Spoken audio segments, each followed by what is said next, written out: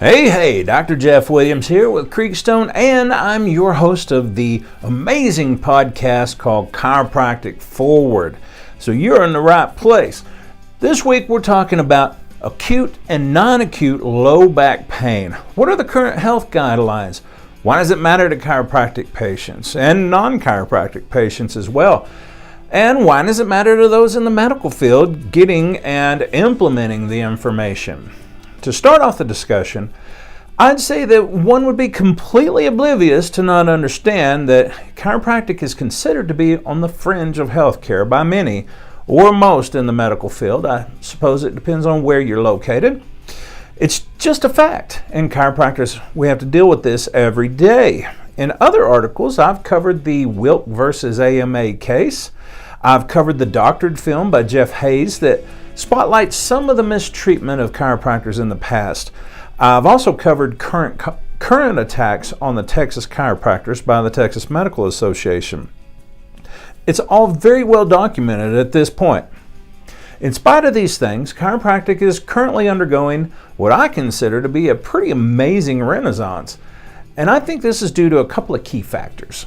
The first being the need to develop non-pharmacological treatment recommendations in the midst of a national opioid addiction crisis, a crisis that has killed thousands and thousands in the last several years.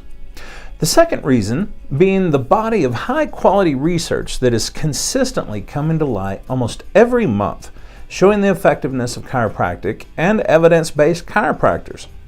With all of the new information and new healthcare laws emerging, the questions going forward will be, is the medical field and is the insurance industry listening, and are they implementing? And we shall see. So far, the answer is absolutely not. In fact, it's almost defiant. But let's begin with the most glaring denial of federal law by the insurance companies right now, and it has to do with Section 2706 of the Patient Protection and Affordable Care Act, also commonly known as Obamacare. Section 2706 of the PPACA is entitled the Non-Discrimination in Healthcare section of the federal law, and is intended to keep insurance companies and health plans from keeping chiropractors and the services they provide out of the system. It reads as follows: a group health plan and a health insurance issuer offering group or individual health insurance coverage shall not discriminate with respect to participation under the plan or coverage against any healthcare provider who is acting within the scope of that provider's license or certification under applicable state law. This section shall not require that a group health plan or health insurance issuer contract with any healthcare provider willing to abide by the terms and conditions for participation established by the plan or issuer. Nothing in this section shall be construed as preventing a group health plan, a health insurance issuer, or the secretary from establishing varying reimbursement rates based on quality or performance measures. Whew, that was quite a quote. On the American Chiropractic Association's frequently asked questions site for 2706, they state the following: it is important to understand that 2706 and its assurance of non-discrimination in terms of participation and coverage requires that doctors of chiropractic not be discriminated against in the provision of any essential benefit that is within their scope of practice. Now here's the rub on 2706. Part of its purpose is to reimburse chiropractors performing the same services under their scope and license at the same level as any other profession that provides that same service. For instance, under the PPACA Section 2706 federal law, chiropractors are to be paid the exact same amount for a 99203 exam code as would be a doctor of medicine or a doctor of osteopathy, or a doctor of physical therapy is paid for that same exact code, plain and simple. But this is not happening right now. Chiropractors are not being paid equally for the same codes. With so many chiropractors now integrating their practices with medical directors, physician assistants, nurse practitioners, and physical therapists, It's painfully clear that doctors of chiropractic are being discriminated against when it comes to reimbursements for the same codes performed. In fact, chiropractors are integrating with these other professions just so that they can finally get those reimbursements that the other practitioners, they've been allowed for years. And it's madness. It clearly violates Section 2706 of the PPACA. Also, there's violation of the law if an insurer does something such as applying caps on specific services provided by one healthcare provider, whereas the cap does not apply to another type of provider. And it's my understanding that United Healthcare, for example, has moved to a $65 visit cap on chiropractic care here in Texas. It is the American Chiropractic Association's opinion that a violation exists if the insurer or plan denies specific forms of care that is otherwise covered if it's a chiropractor providing the service and it's within their scope and licensing. I'd suggest that a medical doctor likely gets services such as non-surgical decompression covered under insurance, or they could just call it traction and they get it covered under insurance, whereas chiropractors are routinely denied coverage for things like that. There's also a possible violation when doctors of chiropractic are denied inclusion into a plan or group purely based on the profession. For example, it's my understanding that First Care won't cover chiropractic. Is that a running awry of Section 2706? I'm not sure, but they cover medical services.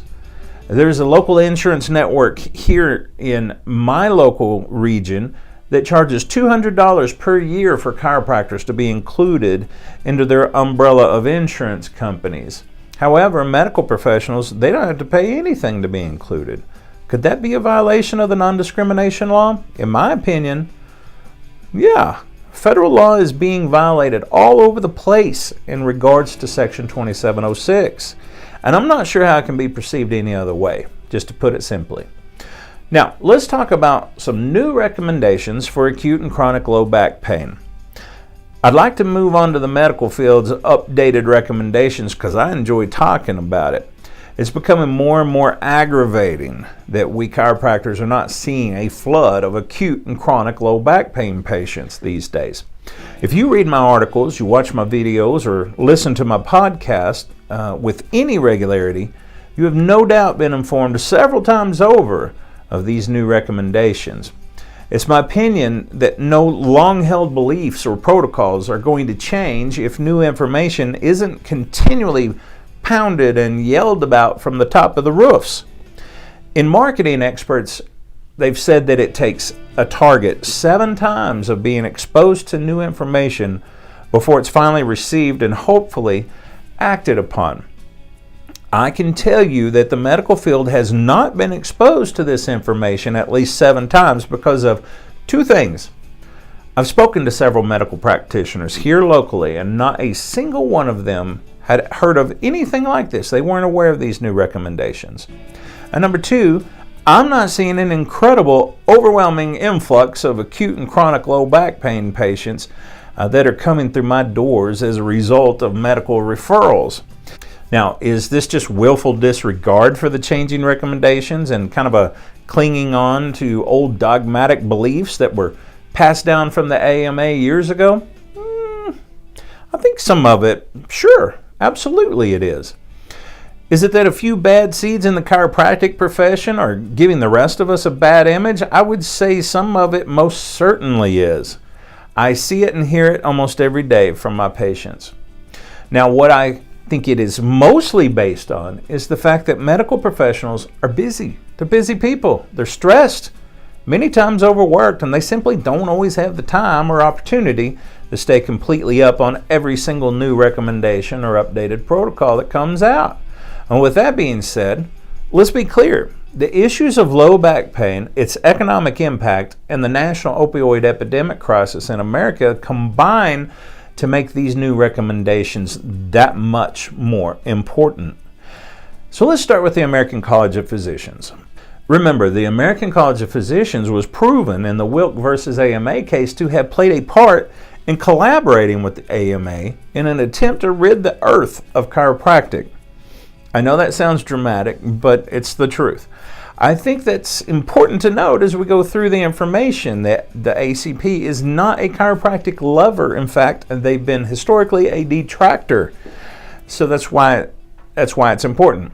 In response to the opioid epidemic gripping the nation currently, the ACP, the American College of Physicians, developed new recommendations for treating acute and chronic low back pain. And here's why they did it. The American College of Physicians developed these guidelines in order to provide updated recommendations on the treatment of low back pain. Now, with these recommendations, the ACP hoped to influence clinicians and patients to make the correct decision for care in acute, subacute, and chronic low back pain conditions. Here's how they went about it. They based the recommendations on a systematic review of randomized controlled trials and other systematic reviews, high-level research. The research they reviewed included those papers available through April of 2015. The research included only those on non-invasive pharmacologic and non-pharmacologic treatments. And here's what they found. Recommendation number 1, patients with subacute or acute low back pain should seek non-pharmacologic treatments such as, wait for it, chiropractic, massage, and acupuncture, as well as superficial heat before resorting to non-steroidal anti-inflammatories like ibuprofen, Tylenol, Aleve, etc. This was graded as a strong recommendation. Now, recommendation number 2, patients with chronic low back pain should seek non-pharmacologic treatments such as, chiropractic, exercise rehab, acupuncture, and cold laser therapy even, before resorting to non-steroidal anti-inflammatory such as ibuprofen, Tylenol, Aleve, etc. And this was graded as a strong recommendation. Now, recommendation number 3, this is the last one. In patients with chronic low back pain that have had no relief from non-pharmacologic means, the first line of treatment would consist of NSAIDs like Aleve, Tylenol, ibuprofen, etc. As a second line treatment, the clinician may consider things like tramadol and other similar medications. Opioids would be a last option, and only if all other treatments had been exhausted and failed, and even then with lengthy discussion with the patient in regards to the risks and benefits of using opioids. And this was graded as a weak recommendation. So strong recommendations, okay, were number 1 and number 2. So let's recap. In February of 2017, the American College of Physicians, historically a chiropractic profession detractor and attacker, now recommends chiropractic as a first-line treatment for acute and chronic low back pain. Pretty powerful stuff, folks. Next, let us discuss the American Medical Association. If you thought the American College of Physicians may be guilty of chiropractic hating, well, the American Medical Association is or was the Pablo Escobar or the El Chapo of the attacks on the chiropractic profession. The El Jefe, if you will, of the chiropractic haters. And the group that not only sat in the driver's seat, but also owned the entire truck of destruction back before Wilk versus AMA came along. I may or may not have been watching too much Netflix and came up with El Chapo and Pablo Escobar on my, don't worry about it. I'm taking addiction classes to Netflix currently, but I digress. On April 11th of 2017, the Journal of the American Medical Association published a study on their website titled Association of Spinal Manipulative Therapy with Clinical Benefits and Harm for Acute Low Back Pain, a systematic review and meta-analysis. This was authored by Neil Page, MD, et al. In the format of this research paper, they refer to chiropractic treatment as, instead of using the term chiropractic treatment, they use the term spinal manipulative treatment, or SMT.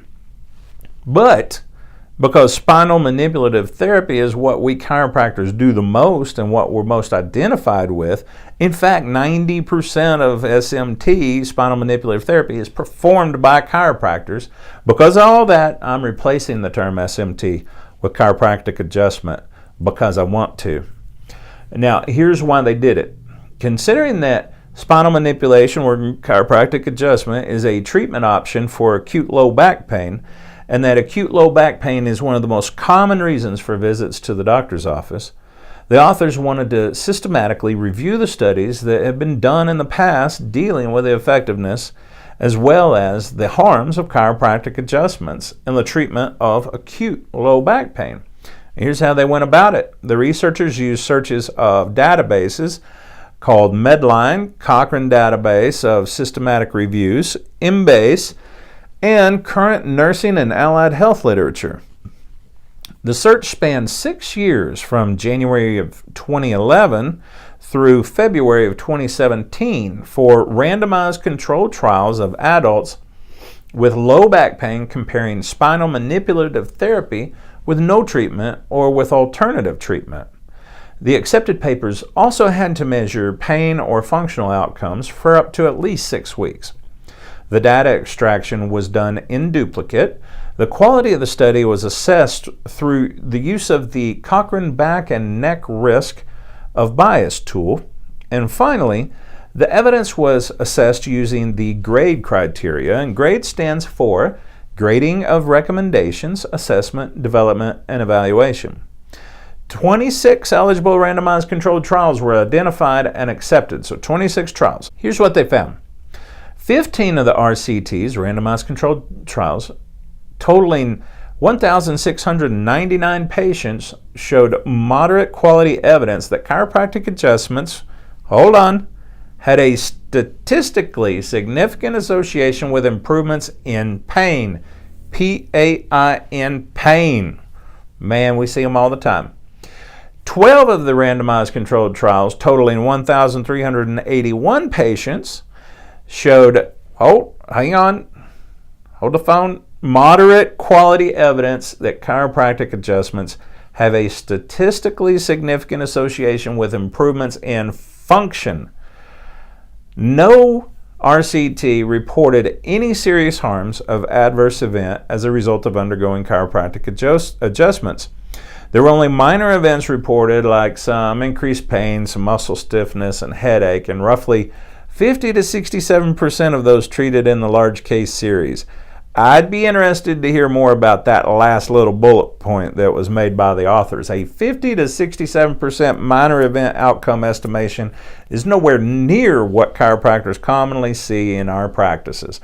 Sometimes, if the patient is new, is not accustomed to chiropractic adjustments, they might experience some soreness or stiffness the next day, but that's to be expected following a change in the body.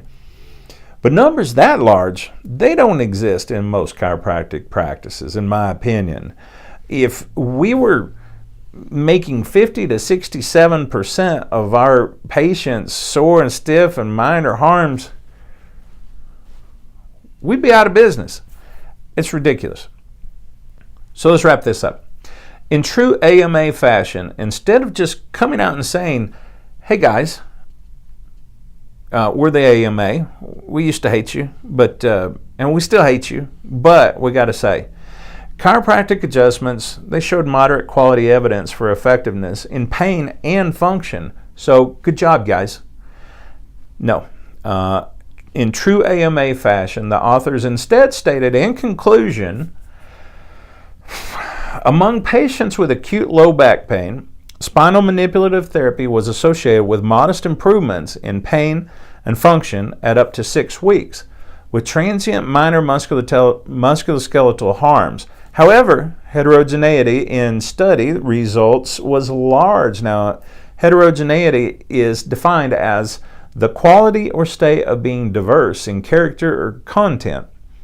So in my opinion, this is pretty much to give themselves an out by implying there was not enough focus to the randomized controlled trials in order to truly state their findings as fact. But nonetheless, I'm going to say this. When the AMA comes even remotely close to endorsing anything having to do with chiropractic, I'll take it. And so should those in the medical field that commonly come in contact with those seeking help for their acute and chronic low back pain. You should take the advice. You should refer to a chiropractor. We should be all set for success now, right? It's all in writing. The research has been done. The recommendations have been made, right? Well, that's what one would think, but there's also new information from the White House that this simply is not the case, despite the obvious ramifications. On page 57 of the President's Commission on Combating Drug Addiction and the Opioid Crisis report, the authors say a key contributor to the opioid epidemic has been the excess prescribing of opioids for common pain complaints and for post-surgical pain. Although in some conditions, behavioral programs, acupuncture, chiropractic, surgery, as well as FDA-approved multimodal pain strategies have been proven to reduce the use of opioids while providing effective pain management, current CMS reimbursement policies, as well as health insurance providers and other payers create barriers to the adoption of these strategies. This is straight from the White House, y'all. At the bottom of page 57, you will also see that it says, quote, "The Commission recommends CMS review and modify rate-setting policies that discourage the use of non-opioid treatments for pain, such as certain bundled payments that make alternative treatment options cost-prohibitive for hospitals and doctors, particularly those options for treating immediate post-surgical pain." Yeah. Essentially, the United States government is admitting there is professional discrimination at the highest levels, meaning Medicare and health insurance plans, and that those create barriers to doing the smart thing. The smart thing is seeing a chiropractor for your back pain, people. The big guys, aka American College of Physicians and the American Medical Association, recommend it. And the government says policies are in place to prevent patients from following those recommendations. In addition, policies that discriminate against chiropractic or chiropractors run in violation of Section 2706 of PPACA federal law, so it comes full circle. How do we deal with this? How do we deal with it? It has to be either through the legislature at the state and federal levels, or it has to be through the legal system. A guarantee I feel very comfortable making is that the insurance companies will not begin enforcing it on their own. Mobilization and unification of the chiropractic profession and their patients is likely the reasonable first step. Now, here are some other steps toward that end, and they include join or get involved with your state association. They're the only ones effectively fighting for you and your rights on the state level. Join or get involved with your national association. The American Chiropractic Association is the only group effectively fighting for you and your rights on the national level. If possible, build relationships with your state and national legislators. Donate to all of the above in the largest amounts that you're comfortable with. Tell your friends and your colleagues about what is going on and help them get involved if they're so inclined.